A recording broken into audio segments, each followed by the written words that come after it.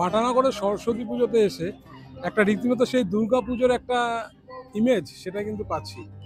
বিশাল বড় একটা সরস্বতী প্রতিমা, আর পুরো জায়গাটা ঠিক এইভাবে সাজানো, নিচে কার্পেট দেওয়া, বসার প্রচুর জায়গা আছে, প্রচুর লাইট। এই যে স্ট্যান্ড করা লাইট, এই পাশেও একটা স্ট্যান্ড আছে, এখানেও লাইট। আর প্রতিমা তো এই যে এখানে আছেই। সরস্বতী প্রতিমা 111 ফুট। এই প্রতিমাকে দেখতে হলে মাথা উঁচু করে কিন্তু দেখতে হবে।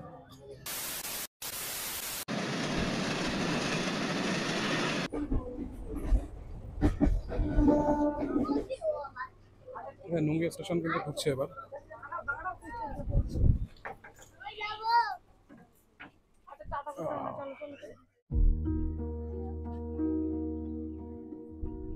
ও দারুণ স্টেশনটি, দারুণ সুন্দর, মানে একটা ইউনিক রকমের স্টেশন এটা।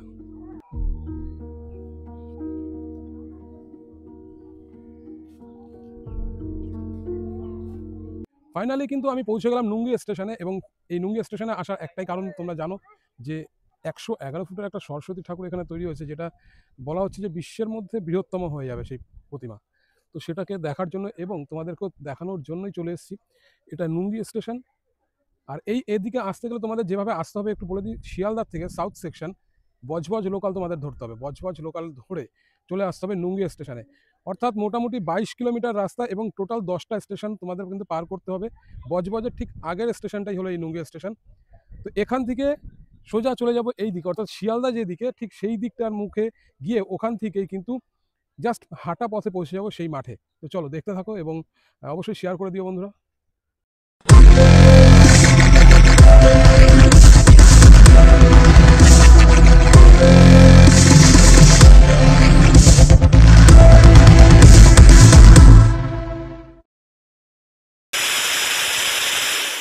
এখানে এত বড় একটা সরস্বতী পুজো বা এত বড় একটা প্রতিমা, যেটা বলা হচ্ছে বিশ্বের মধ্যে বৃহত্তম। তো দেখা যাক এখানকার স্থানীয় যারা আছে তারা জানে কিনা। এই দোকান আছে, এই দিদিকে একটু জিজ্ঞেস করি। দিদি, এখানে একটা সরস্বতী প্রতিমা হয়েছে না খুব বড়, কোন দিকটায়? হ্যাঁ, হেঁটেই যেতে পারবো? ওই জায়গাটার নামটা একটু বলবেন? আচ্ছা আচ্ছা, ঠিক আছে। আচ্ছা, নিউল্যান্ড মাঠ। তো চলো, এখান থেকে কত মিনিট লাগবে? 5-7 মিনিট। ঠিক আছে দিদি, থ্যাংক ইউ। আচ্ছা, এখানে এসে একটু অসুবিধা হতে পারে, কারণ দুটো রাস্তা, কোন দিকটায় আমরা যাব। এই একটা রাস্তা, এই একটা রাস্তা। আমি একটু জিজ্ঞেস করি, দাদা নিউল্যান্ডটা কোন দিকে দাদা? এই রাস্তাটা দিয়ে। আচ্ছা, এটা থেকে একদম ডান সাইডের যে রাস্তাটা, এটা থেকে সোজা আমরা চলে যাব। এখানে গিয়ে কিন্তু তোমাদের দেখিয়ে দেবো যে কত বড় সরস্বতী প্রতিমা। মানে ভাবা যায় না, যেটা আমরা দুর্গাপুজোতে চেষ্টা করেছিলাম যে বিশ্বের একটা বৃহত্তম দুর্গা ঠাকুর হবে কামালপুর, সেই জিনিসটা হলো না, কিন্তু এখানে 111 ফুটের সরস্বতী ঠাকুর কিন্তু তৈরি করে দিল। আচ্ছা, এখানে একটা সরস্বতী পুজো হয়েছে, অনেকটা কাছাকাছি চলে এসেছি। দাদা, নিউল্যান্ডটা কত দূর এখান থেকে? আর 2 মিনিট মতন লাগবে। সামনের থেকে ঢোকার রাস্তা। চলো, এখান থেকে আর 2 মিনিট হেঁটেই চলে যাচ্ছি। একদম কাছে চলে এসেছি। এই যে মেলা দেখা যাচ্ছে, এটাই কিন্তু সেই পুজো উপলক্ষে মেলা। আর এই জায়গাটিকে বলা হচ্ছে বাটানগর। এই জায়গাটির নাম বাটানগর। অবশ্যই তোমরা যদি বাইকে বা বাসে করে আসো, এই বাটানগরে আসতে হবে। আর যদি রেলপথে আসো তাহলে তোমাদের নুঙ্গি স্টেশনে নামতে হবে। এই মুহূর্তে উপস্থিত হয়েছি বাটানগর স্কোয়াড ফাউন্ডেশন ও ক্রিয়েশন ফাউন্ডেশনের সেই বিশাল বড় সরস্বতী প্রতিমা যেখানে তৈরি হয়েছে তার সামনে। এই মুহূর্তে দেখা যাচ্ছে সরস্বতী ঠাকুর এদিকে আছে। এই যে রাস্তাটা, এটা বাহির পথ, আর ঢোকার রাস্তাটা হচ্ছে এদিকে। এদিক থেকে ঢুকতে হবে। চলো, ঢোকার রাস্তা দিয়ে ঢুকবো, তবে কিনা ভালো জিনিসটা কিন্তু বুঝতে পারবো। একদম সামনাসামনি সব কিছু দেখতে পাবো। এখান থেকে প্রবেশ করতে হবে। এখানে গেট আছে, ভিভিআইপি গেট। চলো, এখান থেকে প্রবেশ করে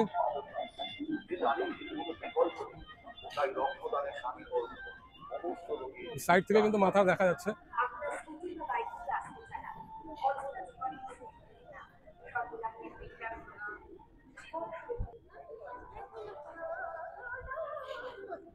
এই হচ্ছে গেট,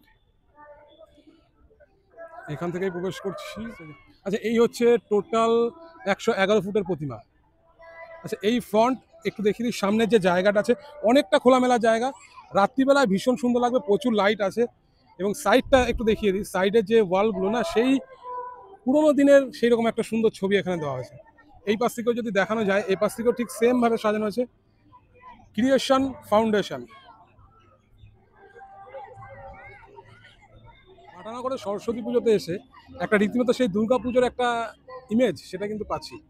বিশাল বড় একটা সরস্বতী প্রতিমা, আর পুরো জায়গাটা ঠিক এইভাবে সাজানো, নিচে কার্পেট দেওয়া, বসার প্রচুর জায়গা আছে, প্রচুর লাইট, এই যে স্ট্যান্ড করা লাইট, এই পাশেও একটা স্ট্যান্ড আছে, এখানেও লাইট।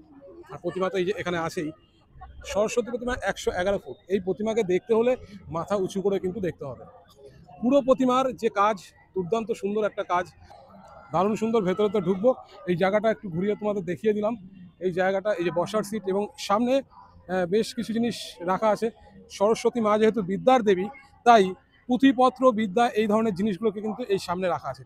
এই যে একটা টেবিলে বই আছে এবং ল্যাপটপ নিয়ে বসে আছে একটা ছেলে, ওখানে মেয়ে, এখানে একজন আছে বই নিয়ে বসে। সবটাই কিন্তু আমাদের বিদ্যার দেবী, বিদ্যার দেবীর আরাধনা, তাই এত কিছু করা। এই যে পুরো জিনিসগুলো তৈরি করা হয়েছে থার্মোকলের উপরে কিন্তু কাজ। এটা একটা বই, বইটাকে যেরকমভাবে আমরা খুলে রাখি ঠিক সেই রকমভাবে কিন্তু এখানে রাখা আছে।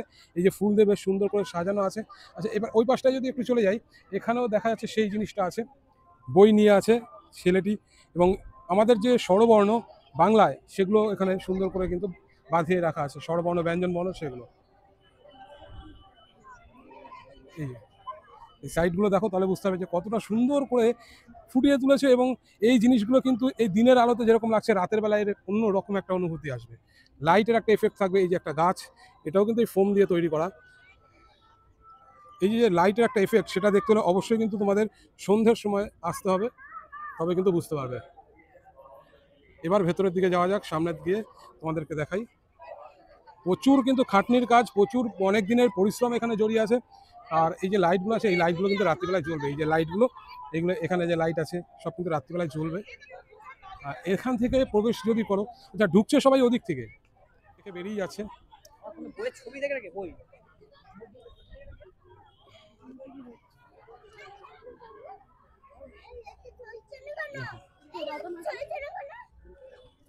ভেতরে যে প্রতিমা, সেটা কিন্তু অপূর্ব সুন্দর।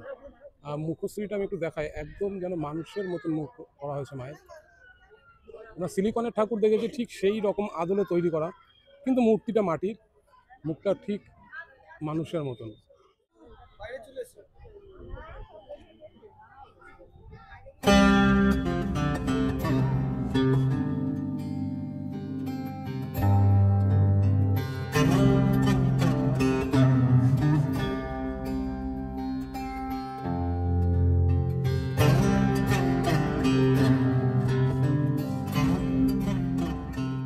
সন্ধ্যা হয়ে গেছে, লাইট কিন্তু জ্বালিয়ে দিয়েছে, এবং লাইটের যে এফেক্ট সেটা কিন্তু এই মুহূর্তে দেখতে পাচ্ছ। দারুণ সুন্দর লাগছে দেখতে সরস্বতী প্রতিমাকে, অর্থাৎ সরস্বতী ঠাকুরকে। 111 ফুটের বিশ্বের বৃহত্তম সরস্বতী প্রতিমা এবার 2025-এ কিন্তু তৈরি করেছে বাটানগর।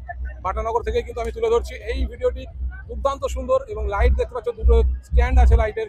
এই লাইট থেকে, এখানে স্ট্যান্ডের থেকেই কিন্তু লাইট যাচ্ছে, এবং সামনে প্রচুর পার লাইট বা বিভিন্ন রকমের মেটাল লাইটগুলো কিন্তু ব্যবহার করা হয়েছে। দারুণ সুন্দর। এবার একটু আশেপাশটা দেখে দিই। এই দিকটাতে কিন্তু এই যে ব্যারিকেড করা হয়েছে, এখান থেকে লাইন দিয়ে মানুষরা কিন্তু ওইভাবে জেনারেল ওয়েতে ওইভাবে কিন্তু ওই দিক থেকে ঢুকে যাচ্ছে। কিন্তু মূল প্রতিমা আছে যেটা পুজো দেওয়া হয়েছে যেখানে, এবং সেটাও কিন্তু দারুণ সুন্দর। একদম সিলিকনের যেরকম প্রতিমা আমরা দেখেছি, মায়ের মুখটা অতীব সুন্দর, মিষ্টি মুখ, যেন মনে হচ্ছে যেন জীবন্ত মানুষ, জীবন্ত মাকে ওখানে বসিয়ে রাখা হয়েছে। সেই মাকে দেখতে হলে অবশ্যই কিন্তু এই যে নিচে যেখান থেকে ওই যে লাইন দিয়ে সবাই ঢুকছে, ওইভাবে ঢুকে যেতে হবে। ওখানে ঢুকলেই তোমরা কিন্তু সেই প্রতিমাও দেখতে পারবে। তো বাটানগর থেকে চেষ্টা করলাম পুরো এই পুজো মণ্ডপ এবং এই যে থিমের যে প্রতিমা, এই প্রতিমাটিকে পুরোটা তুলে ধরা, যাতে সবাই দেখতে পারে এই ভিডিওর মাধ্যমে। যারা আসতে পারছে না তাদের কিন্তু অনেক হেল্প হবে এই ভিডিও থেকে, তারা সমস্ত জিনিসটাই কিন্তু দেখে নিতে পারবে। প্রচুর ভিড় এইখানটায়। এই যে জায়গাটা না, এই জায়গাটা দেখো সবাইকে বের করে দিচ্ছে, এখানে এই ক্রাউডটা জমে গেছে। এইবার আস্তে আস্তে ভিআইপিদের এখানে ঢোকানো, বিভিন্ন তাদের যে নিয়ম সিস্টেম সবটাই কিন্তু এখানে অ্যাপ্লাই হবে। সন্ধ্যে যেহেতু হয়ে এসছে, তাই চলো এবার এখান থেকে আমিও বেরিয়ে যাবো। এখান থেকে সোজা বেরিয়ে যাচ্ছি এইভাবে, এই সাইডটা ফাঁকা আছে আপাতত, এদিক থেকে বেরিয়ে যাচ্ছি। আর এই যে সরস্বতী প্রতিমা 111 ফুটের।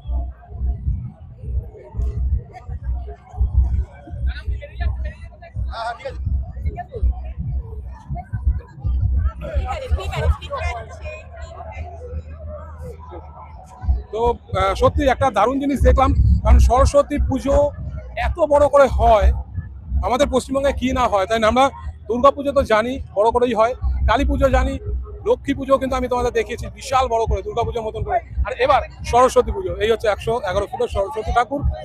সেটাও কিন্তু আমরা কলকাতার বাটানগরে দেখে ফেললাম। কক্সবাজার ঠিক আগের স্টেশন নুঙ্গি, সেখানে নেমে তোমরা কিন্তু হাঁটা পথেই এখানে চলে আসতে পারবে।